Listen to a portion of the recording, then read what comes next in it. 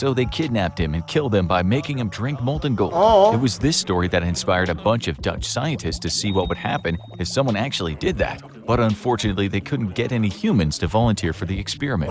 Instead, they Contrary to what this video is gonna show us today, there are only 2 punishments that are worse than death: bad music and forced celibacy, aka marriage. Getting married in America is pretty much like buying the cow only to find out that the cow's a whore. Today you guys have sent me in the DMs evil punishments designed to be worse than death. If you guys want to watch the original video, the link's in the description down below. Let's do this. A criminal who crosses the line could find themselves facing the gallows or the headsman at any point throughout history, although crossing the line could mean anything from murder to just annoying the king. However, in many places, the death penalty isn't the worst thing that the courts have to offer. Here are 15 of the evil punishments worse than death administered throughout history. Number 15. Flaying.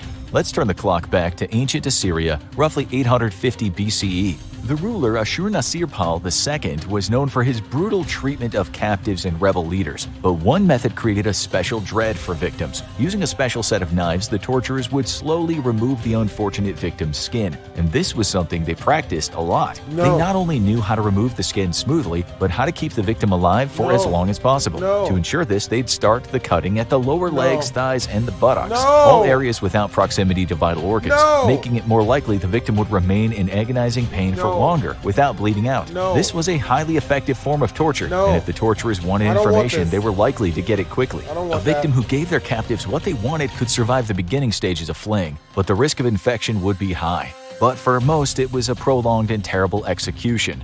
So how long could someone survive a flaying? The combination of blood loss, infections, shock from extreme pain, and hypothermia from exposure to the elements without the protection of your skin means most people could survive few days at the most after being flayed. The skilled Assyrian torturers knew how to remove the skin smoothly, often keeping it in one piece for it to be displayed as a horrible flag of warning. They were clearly proud of their skill, and torture is immortalized in many of their art pieces from the era. And while the Assyrians eventually passed into history, the method became less common but did not die out. It was a common method of torturing religious heretics in empires for more than 1,000 years, and while using it on a human today would be frowned upon, it's still a common skill for hunters who want to keep an animal's pelt intact for use. But that's nothing compared to what the Persians came up with. Number 14. The boats. Flaying usually kills people after a short period of intense torture, but other methods keep the pain going for a lot longer. When a soldier named Mithridates murdered the brother of the king wanted him to suffer. Sure, the king's brother had been attempting a coup, but it didn't matter. He ordered the soldier to be taken to the boats. This wasn't exile, it was something much worse. The condemned could be taken to a pair of boats, with one lying on top of the other. Holes would then be cut in the boat for the victim's head, hands, and feet. So he would be trapped inside. But then the real torture begins, and it starts with dessert. The condemned man is force-fed a mixture of milk and honey, pumping him full of the sweet mixture until he's nearly to the point of nausea, and left in the sun with the sticky substance drying all over his face and body. And from there, nature takes its course. The sweet mixture starts attracting insects, who land on the man's body and begin sucking it off of him, creating a constant feeling of irritation.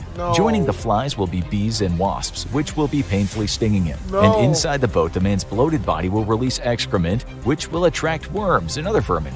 Inside the darkened boat, they'll start biting at his body and eventually burrowing in, leading him to die a slow, painful death from his body being consumed by vermin. This technique seems to have only been used in Persia, although it horrified the Greco-Roman historian Plutarch so much that he made a special mention of it in his biography of the sadist king who invented it. Was this just one madman's creation, or was this a common fate for criminals and traitors in Persia? The answer might be lost to history.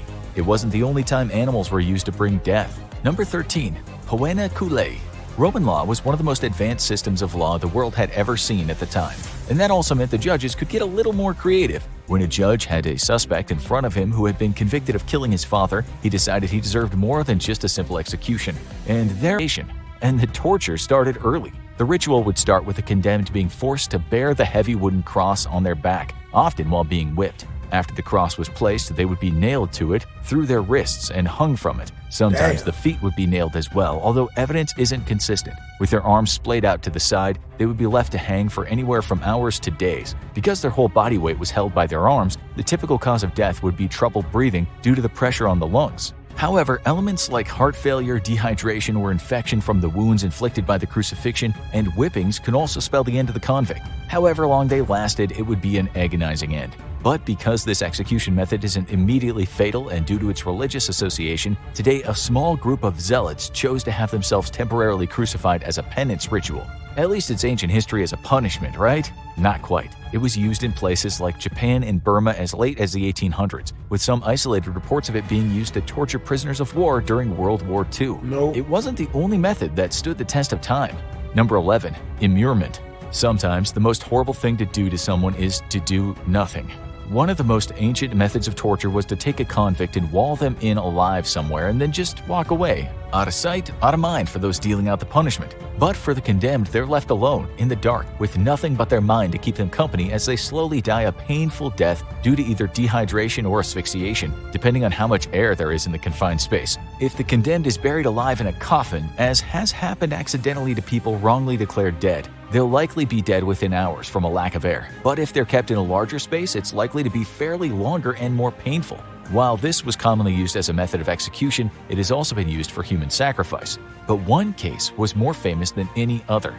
The Vestal Virgins of Rome took a sacred oath to become priestesses dedicated to the goddess Vesta. They had two main duties: to maintain the sacred fire and to maintain a vow of chastity and celibacy. If they broke the latter, the punishment was dire. They would first be stripped of all their honors and ritually scourged. Their fellow virgins would dress them like a corpse, hold a mock funeral for them, and carry them to a small underground vault.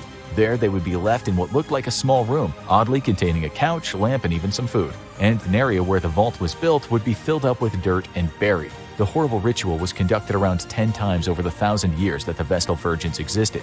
This continued as a form of punishment for thousands of years, but how severe it was depended on the circumstances. The murderous Hungarian Countess Elizabeth Bathory was immured within her own castle, but she was supplied with food and lived for 4 years in her palace tomb. Now let's get into the Middle Ages, which were called the Dark Ages for a reason. Number 12. The breaking wheel. Europe loved its public executions, with everyone from murderers to heretics to common thieves facing their turn at some point. But for those deemed truly loathsome, a worse fate than the gallows awaited them. No one knows when the breaking wheel was first created, but the first references to the torture device can be found in literature from the 6th century. The condemned would be taken to a public stage and tied to the floor, at which point the giant spoked wheel would be rolled in. The goal of this first stage of the execution was to exact extreme pain, starting with breaking the legs of the convict by dropping the wheel on their shins. Sometimes this would be followed up by killing the inmate by dropping the wheel on their neck, but this wasn't common because the public demanded more blood than that. In most cases, the poor convict was lifted up once their limbs had been broken and bound to the wheel in agonizing pain. Their broken limbs often let the authorities snake their arms and legs through the holes. The breaking wheel was then raised on a pole, and the inmate was either left to die, beheaded, or lit on fire. The body was often left up for display on the wheel as scavengers had their way, making this resemble crucifixion in many ways. However, there was always a way out. If the convict fell off the wheel while still alive or survived the execution, they were deemed to be spared by God. Their injuries were treated, they were typically pardoned of their crimes, and were in a rare position of being one of the only people to survive one of the worst punishments in human history. The worst punishment often lasted a long time, but few were as disturbing as this one. Number 9. Impalement. How disturbing does a punishment have to be for the man who inspired Dracula to go, "Yeah, I like that, I'm gonna make it my signature"? Despite the association with the infamous Vlad Tepes, the Romanian leader didn't create the punishment of impalement. It had been used since ancient Mesopotamia as a way to punish particularly hated criminals. It was a simple method, but almost unspeakably brutal. A large sharpened stake is taken and inserted up the backside of the unfortunate convict and pushed forward until it emerges through the mouth, almost always causing fatal damage. They were supposed to serve as a message as the stake was then raised and planted in the ground, with the victim still attached to it. In the most brutal cases, fields of these victims were planted as a grim warning to anyone thinking of invading the territory. At least it'd be a swift death though, right? Maybe, maybe not. While poorly trained users would no doubt pierce the internal organs and lead to the person bleeding out in agonizing pain over a few hours, some more modern users figured out how to thread the stake effectively and follow the spine. This caused minimal damage and allowed the person to linger for days, with the record reportedly being 8 days. Wait, did you just say more modern users? Yep, this horrible tactic did not die with Vlad the Impaler. It was used extensively by the Ottoman Empire, most infamously during the Armenian genocide that began in 1915. There are also reports that it was used by the Dutch rulers of the East Indies during the colonial era. Vlad, no doubt, would be proud. This next technique might be the most infamous execution method of the Middle Ages. Number 8. The rack. Most of the punishments on this list are execution methods that get a little too ambitious with prolonging death. But punishment isn't the only goal of torture. Sometimes the torturers need some information, and the old guard was willing to get a lot more brutal than slapping people with a phone book. Enter the rack, a simple device that looks like an old-fashioned washboard. But this device wasn't used to clean clothes, it was used to create pain. The wooden frame featured a roller at both ends. The victim's hands were tied to the top end, while their legs were attached to the bottom end. As the interrogation advanced, the torturer slowly rolled the rack, extending the victim's arms and legs until they could give no more. And it only gets worse from there. Unlike the other methods, the rack doesn't deliver immediate fatal injury. Rather, it deals out slow-level pain that gets worse and worse as the ligaments, cartilage, and bones of the arms and legs are stretched beyond what they can handle. This can quickly break by Swedish troops during the 30 Years' War in the 1600s. It was no laughing matter. This wasn't so much a traditional punishment as a method of torture and robbery used by ruthless soldiers, many of whom were out of supplies and intended to take them from the locals by any means necessary. It's a simple technique. Force your captives to drink as much as they possibly can, until they give you what you want. If you've ever tried to drink a whole gallon of water as a part of a dare, you know this can get very unpleasant, very quickly, because your stomach can only handle so much. But this wasn't just drinking water. The Swedish troops would tie the person up and use a funnel to pour the liquid into the person's mouth, and the actual substance would be an unpleasant surprise. Sometimes it would be water, sometimes it would be boiling water, causing terrible internal burns. Sometimes it would just be disgusting, like urine or sewage. In addition, that means technically I've Sweden trunked a man before. When I was younger, I was about 14. I was really nerdy as a kid. And me and a bunch of my really nerdy homies, we had some real bad females come over to the crib. And one of the homies got mad at us because the bad females was choosing up on us. They was kissing on us. And I was a virgin. I really, really wanted to stick myself into something. And he ruined that for me. He had such a bad temper tantrum that all the females left. We jumped him and forced him to drink my urinary surprise. But on the bright side, we put sugar in it, but we did make him drink like a whole bunch of it. And then when he finished, we told him that it was Maurice's urinary surprise, and then we jumped him again. But not bad. He got to leave. Into the possible poisoning or infection, this could cause the person's stomach to stretch or burst from the massive amount of liquid. For the soldiers who wanted to add a little additional pain, they would then beat the victim's swollen stomach and even stab them with spears. It's no wonder that most of the victims in the path of this torture learned to just give the soldiers what they wanted and pray that that would satisfy them. Now let's head across the pond for something that isn't as funny as it sounds. We just beat Number 5, on him. We tarring didn't and do all feathering. that other stuff. It almost sounds like a cartoon gag. The unfortunate convict gets We're a not that bucket of bad. tar dumped You on know. them, and now they're all sticky. And here come the feathers. They look like a giant chicken. But this isn't slapstick comedy. It's a feared fate for those who angered the mob in 18th century America. The tradition might have started much earlier. It was first referenced in an order by Richard I in 1189, but it didn't catch on until tensions started rising in the British colonies in North America. Angry rebels in the years before the Revolution would protest tax laws by kidnapping British officials or suspected informers, coating them in pitch tar and covering them with feathers to publicly humiliate them. It was considered a grave insult and good sport for the rebels. But the truth was actually much worse. How do you get the tar nice and sticky? You heat it up. While this wasn't often the case, often tar poured on the victims was boiling hot. And when it dried and came off, it would take pieces of burned skin with it. There's no report of anyone dying from being tarred and feathered. Many of the victims were left in agonizing pain and had permanent burn scars. The punishment became rarer after the Revolution, but it was hard to keep good torture down. The Mormon founder Joseph Smith was tarred and feathered by anti-Mormon radicals in 1832, and a German-American farmer named John Meintz was subject to the punishment in 1912. His crime? Not supporting war bond sales during World War I, and likely just being a German-American during wartime. This next one might be a bit of a catch-22. Number 4. Trial by ordeal. You've been accused of a horrible crime, and the penalty is death. The good news is you can get out of it. You just have to do what? Trial by ordeal goes back to antiquity, when the most common form was trial by combat. This one was actually rather fair. You just go into the arena, fight a guy, and if you come out alive, you're free. Want to prove you're innocent of murder? Just commit this other murder. This would fall out of favor eventually, but elements of it persisted in the duels that became common in the West. That's how we but did in other where I cases, grew the up. odds were stacked against you. These trials would often resemble torture, such as the accused being sentenced to trial by fire. In this one, the accused would simply have to walk barefoot over a field of hot coals or hold a red-hot iron. Sometimes the person simply had to accomplish the painful task, but more often they would be checked for signs of injury and only deemed to be innocent if they somehow managed to escape without getting burned. The odds aren't looking great here, but one twist on the trial by ordeal was particularly sadistic. When witches were accused and placed on trial, they often proclaimed their innocence. But how do you prove something that probably doesn't exist? Those who trialed the apparent witches had an idea. The accused witch would be tied up and submerged in water to drown. The idea was that the witch would be able to use supernatural powers to escape. So if she managed to escape, she was clearly a witch and would be put to death. So how would someone prove their innocence? Simple. Die. If the accused witch drowned, they were clearly innocent and would go to heaven, according to the dogma. Even when the accused wins, they lose. The next punishment has some accessories. Number 3. Rat torture. How do you turn rats into man-eaters? The first reports come from Roman Catholic writers alleging torture in the Tower of London during the Elizabethan era. They claimed that as the tide rose and the River Thames rolled in, rats would climb into the prisoner's cell and viciously attack him. Some doubt this happened since rats typically don't attack humans unprovoked, but the reports might have encouraged some people.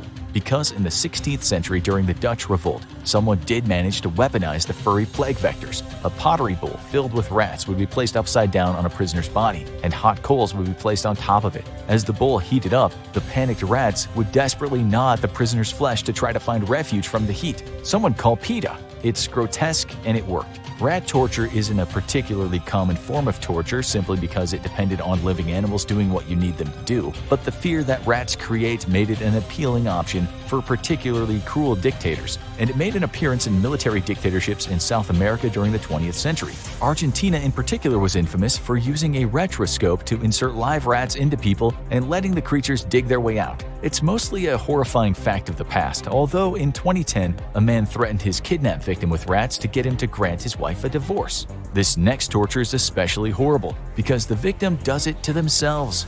Number 2. Yubitsume.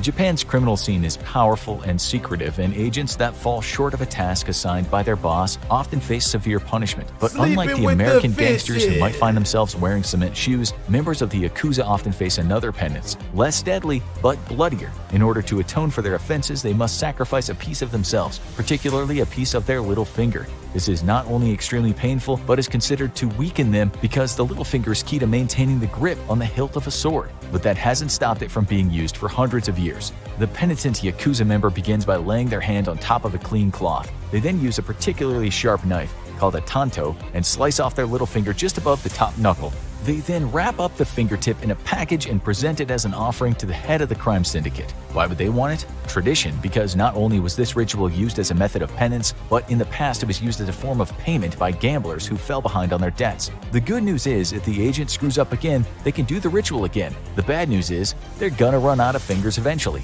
Finally, sometimes there's nothing more terrifying than nothing. Number 1. White torture. Solitary confinement is torture in itself, stripping someone of all their comforts and isolating them from any human contact. But usually, they at least have a sense of space that they can use to orient themselves. White torture strips them of even that by placing them in a cell of nothingness. The prisoner is deprived of color, giving them a cell where the walls, floor, and ceiling are entirely white. Not only that, their clothing is also white, and any food given to them, usually plain rice or porridge, is white as well. Taking this to the extreme, the cell is equipped with bright neon tubes that prevent any shadows from falling on the cell. And the soundproof cell leaves them with nothing but their own mind. And that mind slowly starts going insane. An extreme form of sensory deprivation, this was reportedly used extensively in Iran against political dissidents, who could be held for months or even years in one of these cells. It also showed up in Venezuela, and international human rights groups even accused the United States of using it on accused terrorists in Guantanamo Bay, using goggles and earmuffs to block out their senses. But in all these cases, the facilities are tightly guarded, meaning all anyone has to go on is the reports of the victims, and those are harrowing, with many claiming the extreme sleep deprivation left them unable to sleep even after they were freed, and haunted them for years afterward. As you'll see today, humans have been very ingenious when it comes to making people suffer. We've ripped out ribs for decoration and impaled people on perennial plants, and that's just the tip of the iceberg. On the face of it, we aren't really a very nice species at times, and if you don't agree with us, by the end of the show, we'll happily take that back. Number 10. Molten gold. Let's start with a symbolic kind of punishment fit for a thief. Pouring molten gold down someone's throat sounds like something you'd see on TV. You might have watched the episode in Game of Thrones when something like that happened, although in that case the poor victim was given a golden crown, fit for a king no less. Did such a thing happen in real life? As you'll see today, in all its bloody glory, there's no end to the depths that humans will sink to. So yes, of course, it is possible that some people throughout history died after someone smelted a load of gold and poured it down their throat. We rather like the story of Valerian, who was the Roman emperor from 253 to 260 AD. By all accounts, he was not a very nice guy, often persecuting Christians by taking everything they had and banishing them from Rome. When the mood took him, he also had them executed. But then he met his downfall after the Battle of Edessa in the year 260. He lost and subsequently became a prisoner of war to the Persian king, Shapur I. Shapur I was also a guy that didn't hold back when it came to punishing people. Once he had Valerian in captivity, for a while he just concentrated on humiliating him, using him at times as a footstool which he used to get on his horse. Valerian was a bit upset about this, as you can understand, and he offered Shapur a tempting ransom for his release. Shapur's response was, nah. Historians sometimes disagree as to what happened next, and one account has him being flayed alive and his skin then stuffed with straw so he could be used as a trophy. But there's a better story, and it's said that Shapur had some gold melted down so the stuff could be poured down Valerian's throat. While this would definitely be a painful kind of death, the good news for its victims is that the death is almost instant.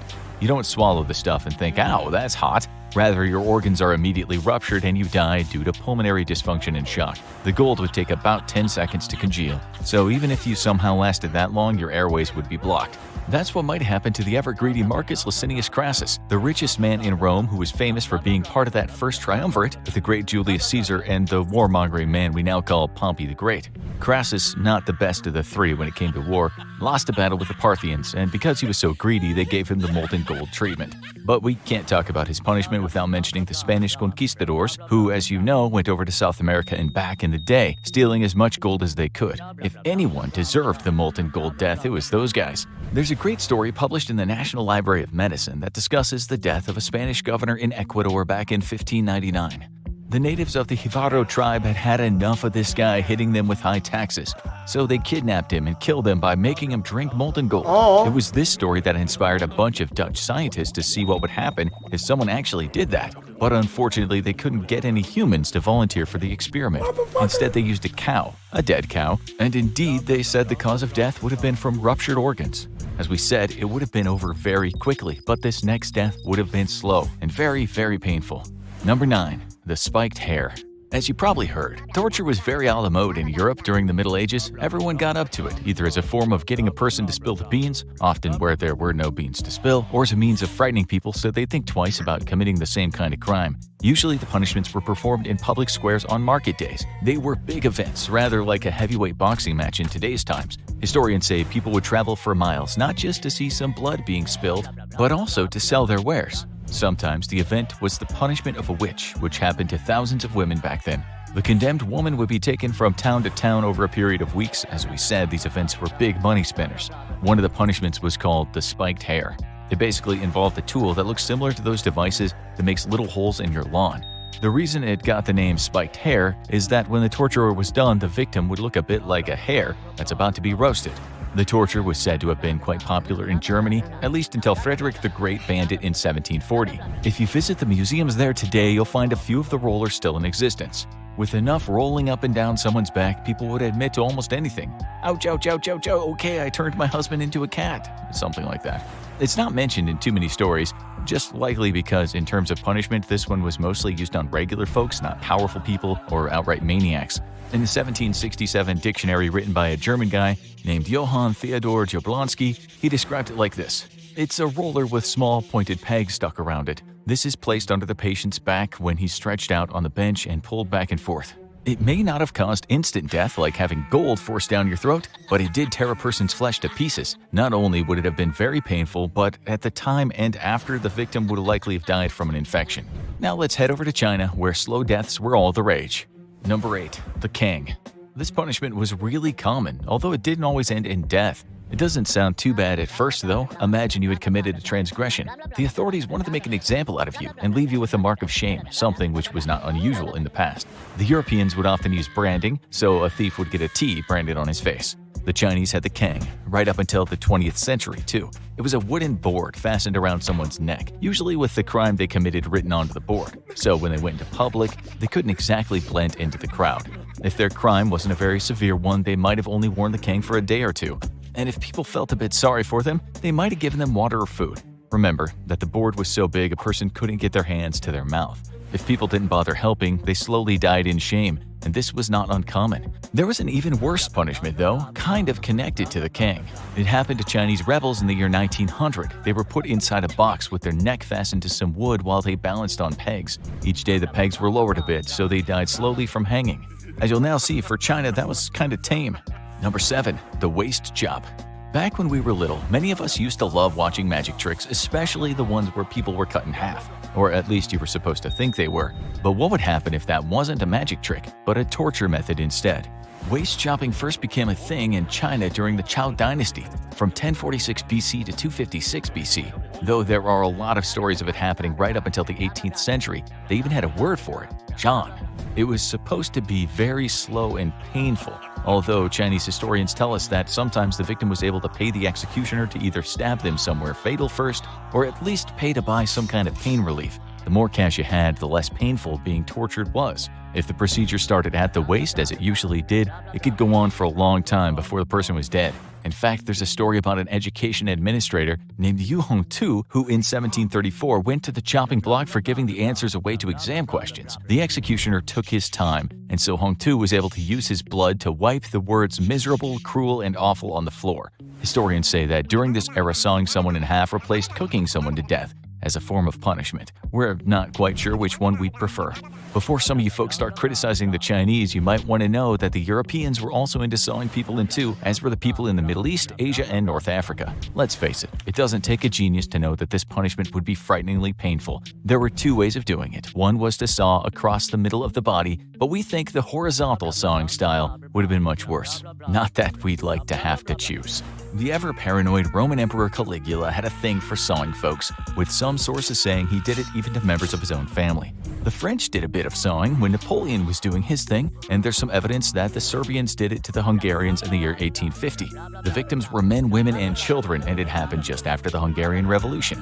There are instances of it happening pretty much all over the world. So, as disgusting and far-fetched as you might think it is, it definitely happened, and it did so many times. The most recent cases involved Cambodia's Khmer Rouge. According to witnesses whose testimonies were heard when the Khmer Rouge went on trial, sometimes the victim would be tied between two poles and sawed in two.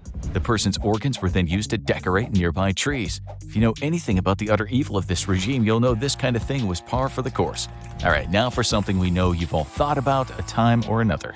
Number 6. The Pit of Snakes. Is that a dildo? While sawing someone in half does make a bit of sense as it's cheap, convenient, and effective, you could easily believe that death in a pit of snakes didn't just happen. We mean, would a king or a leader really go out of his way to collect a bunch of snakes and keep them in a pit waiting for the time when he could throw a guy in? We found one website which said it was very common, but we reckon that's not exactly true. It wasn't common at all, and if it did happen, it only happened where the Vikings were plundering their way around Europe. Inscriptions of various objects say it occurred, but it's not always easy to separate truth from legend. In one Viking tale, Ragnar was captured by King Aella, the guy that ruled over Northumbria in northern England. In another story, it was the other way around and Aella was given a gruesome punishment we'll talk about later. But let's stick with Aella winning and the Vikings losing. In this particular legend, written in the 14th century, has Ragnar squirming around in a snake pit. The writers of the tale have him saying, "Fixed is the viper's harm, within my heart his mansion warm. In the recesses of my breast the writhing snake hath formed his nest." Guess he had time to write some poetry. As it was, the vipers in the pit could be true. There are around 200 subspecies of vipers, and they're found all over the planet. The rattlesnake is a viper, as is the cottonmouth, as is the pit viper, and they are not all the kind of animals you'd want to share a pit with. If you did, they'd bite you, and if no one helped you, you'd die a slow death. We don't know what kind of snakes England had back then, but the country has venomous adders, a kind of viper, right now. And they haven't killed anyone for 20 years, but we imagine if Mr. Ragnar was thrown into a pit of them, he would have eventually died. He would have become feverish, and because the hemotoxic venom had gotten into his blood cells and caused hemorrhaging, he might have started bleeding from the mouth. If the English had such a thing as a death certificate in those days, it would have said cause of death, extensive internal bleeding. We'll come back to the Vikings and arguably their most gruesome punishment, but let's stay with the evil English for now. Number 5. The gibbet. So picture this. It's the 1700s and you're just a regular guy living in a bustling city, London. You decide to go out for a walk with your wife and your 12-year-old kid, and as you stroll along the pathway next to the River Thames, occasionally praising the summer warmth and lush green views, a disgusting smell suddenly hits you. You walk on only for your kid to say, "Look, Daddy, look up there." As you get closer to what your kid is looking at, you see a man in a cage hanging from a tree. Ravens are pecking his eyes out, his flesh is blackened by decomposition, and what you're looking at is a former criminal. He's inside a gibbet. Back then, you could find such things all over London, often at crossroads, so they got the most exposure. They were a warning to people and quite normal, even though it seems incredibly grim to us now. Pirates and smugglers were often the ones in the gibbet. Usually, they'd be hanged first. For the hanging, thousands of people would often turn up. They were huge events, sometimes family events. In the gibbets, the rotting flesh and stink of putrefaction were obscene, and not surprisingly, people would often complain that those gibbets were too close to their homes. They also sometimes scared little kids. But under the Murder Act of 1751, the British government said the people needed to be terrorized so they wouldn't think about committing crimes themselves. Rather than help the poor to prevent the spread of crime, they ignored poverty and upped the ante when it came to punishment. Hardliners still call for this kind of thing today. When a Mr. Swan was hung up in a gibbet, so-called gentlemen complained of the grim view from their houses. The authorities moved him to Bucket's Hill, where the poor folks lived. Mr. Swan stayed there until the smaller bones fell out of the device. When the smugglers, who named themselves the Hawkhurst Gang, were arrested, some were transported to penal colonies, but around 14 were hanged and strung up in gibbets. As you can imagine, making the cages wasn't easy. We found some documents that the blacksmith named Richard Goodman was paid £17, 14 shillings for making a gibbet. It's almost $7,000 in today's money. Damn. In another document, the authorities wrote about one condemned man, saying his head was shaved and tarred to preserve it from the action of the weather, and the cap in which he had suffered was drawn over his face. On Saturday afternoon, his body, attired as at the time of his execution, having been firmly fixed in the irons necessary to keep the limbs together, was carried to the place of its intended suspension. Women weren't usually gibbeted, not because they didn't commit crimes, but because it was seen as rude to have a woman high up, where people might catch a glimpse of her rotting private parts. A flash of dirty panties was deemed to be more impolite back then than putting a rotting corpse in a cage for the kids to see. Go figure. You might be thinking, well, it's not as if they died in the gibbet. But in the Middle Ages, the authorities would sometimes hang a person up there alive and let the elements take care of them. Now that's a terrible death if there ever was one. But this is arguably worse. Number 4. The Judas Cradle. In Europe in the Middle Ages, the authorities had all kinds of terrifying torture devices. Some were never used, such as the Iron Maiden, a coffin with spikes in it, and it's debatable if others were. The artifacts exist, but historians are sometimes unsure if the authorities built them just so they could show them off to the public. So maybe things such as the head crusher didn't really get used. Hard to say. You can find websites saying it did, but when you research a bit more, it's difficult to find real-life cases that were written about back then. As we said though, the artifacts exist, and also we wouldn't put it past those Middle Ages folks. This brings us to our favorite device that may or may not have been used, the Judas Cradle.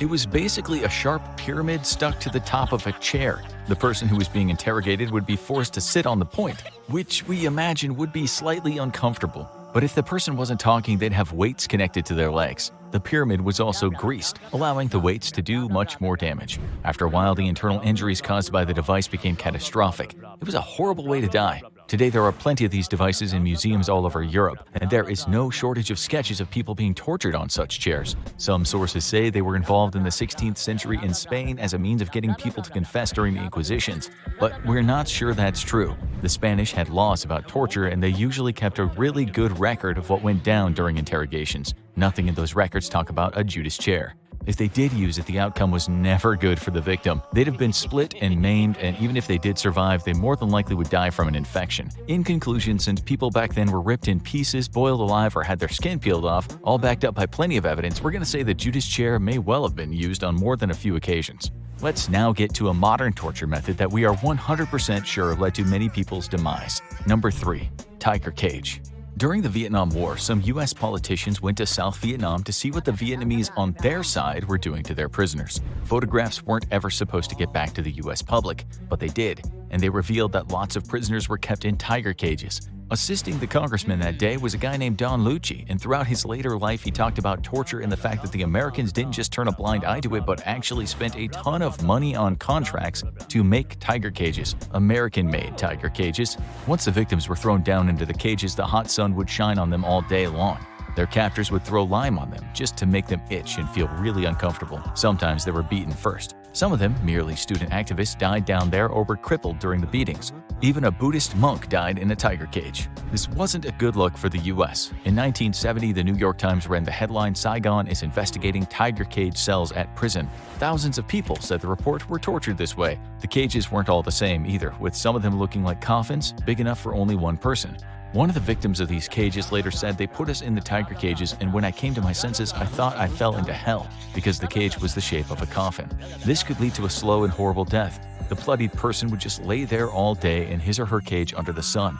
Ants and sometimes snakes and centipedes could get in there with them. A Vietnamese museum later said thousands of prisoners died in the prison because they couldn't stand the tortures. This particular prison was built with American money and influenced by the CIA. As Mr. Luce said, the U.S. paid the salaries of the torturers, taught them new methods, and turned suspects over to the police. After telling everyone about what was really going on, he had to get out of Vietnam for fear of his life. That straw that broke the camel's back was waking up one day to find someone had put a deadly two-step snake in his bed. So yeah, torture isn't just from the Middle Ages and ancient times. This one is also modern, but it belongs to another age, and it's frankly disgusting. Number 2. Bamboo torture. In the 19th century, when the British were helping the Siamese, or Thai, during the Siamese invasion of Kedah, a British Navy admiral and explorer named Sherard Osborne was present.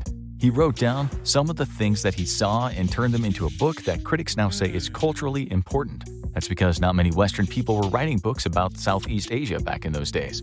Osborne talked about one of the most macabre things he'd ever seen in his life. It involved some Siamese soldiers, some Malay victims, bamboo shoots, and what he referred to as formidable lances. He said he'd seen the natives cook people to death, but what they did with a shoot of bamboo was nothing short of evil. In his own words, talking about the bamboo, he explained its lance-like point should enter his body and bring on mortification and death by piercing the intestines. In short, a slow mode of impaling. That's right, this guy was forced to sit on a bamboo shoot, and the shoot grew through his butthole and headed toward his intestines. This created possibly the slowest, scariest, and most painful way to die. It's mentioned by another Brit from back then who talked about it in his book Journey Across the Peninsula of India from Madras to Bombay. Yeah, the Indians got down with bamboo torture too, as did the Chinese, but it's the Japanese who did it last, or supposedly did, when they made their shoots grow through the captives' butts during World War II. First of all, maybe some of you are thinking, no way that could work. Actually, it could. Bamboo is super tough. That's why so many Asian countries still use it for scaffolding. It also grows extremely fast at about 36 inches, just over 91 centimeters a day. So, as long as they could fasten the guy down, the bamboo could certainly poke through his backside and enter his insides quite quickly. Mythbusters once did a show on it and concluded it would have worked. But what about the Japanese Army? If you know what they did in their dreaded Unit 731 camps, you could quite easily believe they'd have some fun with bamboo. Indeed, one book we found said great pain was inflicted on prisoners by tying them with their anus on the top of young bamboo shoots, which would pierce them as the shoots grew every day. Some historians have questioned if this actually occurred, but as you've heard, quite a few people have talked about it. In fact, the BBC once wrote, tales were told by surviving prisoners and soldiers who found the mutilated bodies of their lost comrades, how the Japanese placed bamboo shoots under the tied-down Allied prisoner. This is the biggest ouch torture we reckon you can get. This next one's more of an torture, but thankfully it would have been over pretty quick. Number 1. The Blood Eagle. The person was first brought to a ceremonial chopping block where they were laid on their stomach. The executioner then took a really sharp knife and cut through the man's back with so much pressure that he severed the rib cage. That's part 1. The ribs were pulled through his back and were stretched out so they kind of looked like wings. But as they were very bony wings, then the man's lungs were stretched over them. Voila!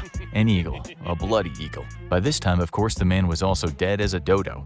It sounds too bad to be true, and the only evidence is in those old Viking legends. It's mentioned in something called the Orkneyinga saga from the 13th century. In this story, a guy named Harold I Fairhair, the first king of Norway, goes up to the rugged islands of what's now northern Scotland, and he gives the locals a hard time, as the Vikings were apt to do. It was on the island of Orkney that Harold's son, Halfdan Longleg, was executed because he'd taken out some Viking nobility. His death wasn't just about revenge, it was also about sacrificing Mr. Longleg to the god Odin. Here are some actual texts from the saga in translation. Earl Einar went up to Halfdan and cut the blood eagle on his back, in this fashion that he thrust his sword into his chest by the backbone and severed all the ribs down to the loins, and then pulled out the lungs, and that was Halfdan's death. Another case involved a formidable Viking warrior named Ivar the Boneless. Boneless, some historians say, wasn't related to a lack of courage or disability, but the fact that his John Thomas didn't always rise to the occasion. It's a long story, but do you remember the English king we talked about earlier, Aella, of Snake Pit fame? Well, Mr. Boneless outsmarted the king and captured him. Only the very worst punishment would do, so they gave him the blood eagle. The text in the saga reads, "And Ivar, the one who dwelt at York, had Aella's back cut with a blood eagle." Were the Vikings making this up? Possibly, but they were a rough bunch from time to time, so we'll give them the benefit of a doubt. Now we need to watch the worst amusement park ride. Thank you for sending me this video. This mug was hilariously terrifying, as they usually are. Make sure to comment, like, and or subscribe. Let me know in the comment section down below what's the worst punishment you ever received. Twisms!